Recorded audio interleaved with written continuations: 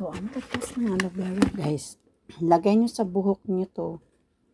Lalo na yung mga buhok na lumalagas.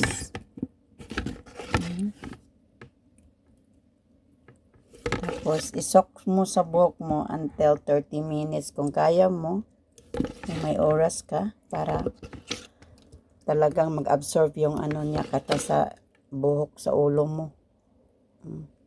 Cut mo yan. Ito siya. Yan. Nahati ko.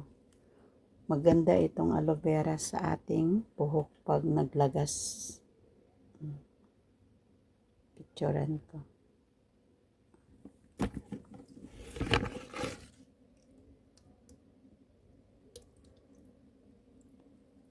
Wait.